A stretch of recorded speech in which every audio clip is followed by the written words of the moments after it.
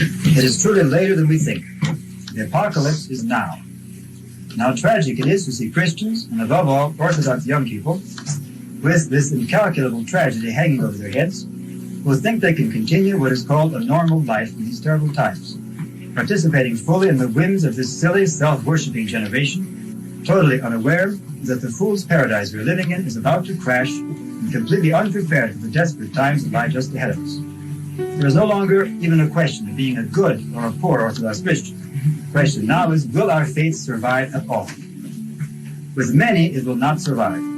The coming Antichrist will be too attractive, too much in the spirit of the worldly things we now crave, for most men even to know that they have lost their Christianity without doubt to him. Still, the call of Christ comes to us.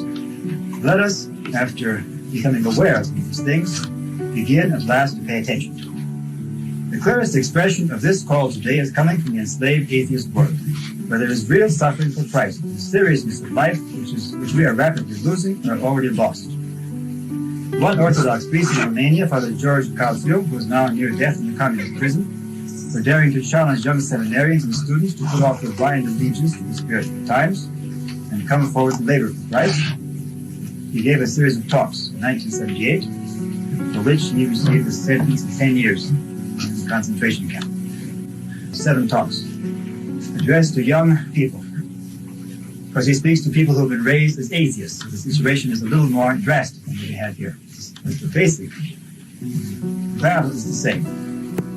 After speaking of the emptiness of atheism, he tells today's young people, quote, "I call you to a much higher flight, to total abandonment, to an act of courage which defies reason. I call you to God, to the one that transcends the world, so that you might know an infinite heaven of spiritual joys, the heaven which you presently grope for in your personal hell, and which you seek even while in a state of non-deliberate revolt. Jesus has always loved you, but now you have the choice to respond to his invitation. In responding, you are ordained to go and bear fruit that will remain, to be a prophet of Christ in the world in which you live, to love your neighbor as yourself, and to make all men your friends, to proclaim by every action this unique and limitless love which has raised man from the level of a slave to that of a friend of God, to be the prophet of this liberating love which delivers you from all constraint, returning to you your integrity as you offer yourself to God." End of quote.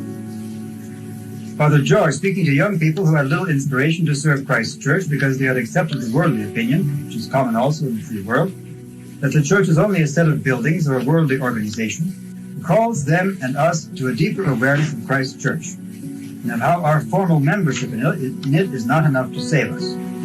He says, quote, "The Church of Christ is alive and free.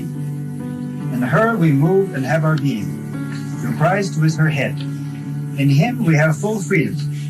In the church we learn of truth, and the truth will set us free.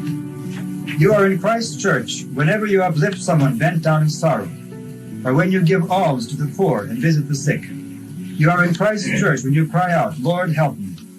You are in Christ's church when you are good and patient, when you refuse to get angry at your brother, even if he has wounded your feelings. You are in Christ's church when you pray, 'Lord, forgive him.'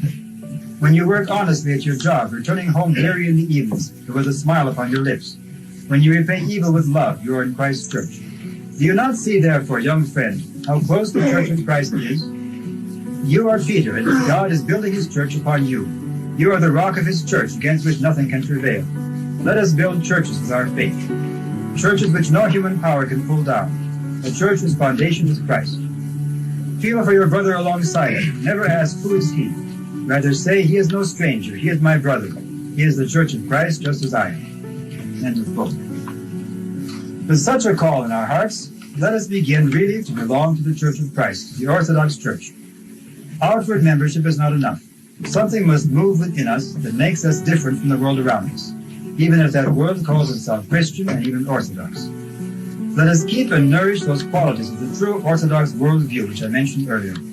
A living, normal attitude, loving and forgiving, not self-centered, preserving our innocence and unworldliness, even with a full and humble awareness of our own sinfulness and the power of the worldly temptations which surround us.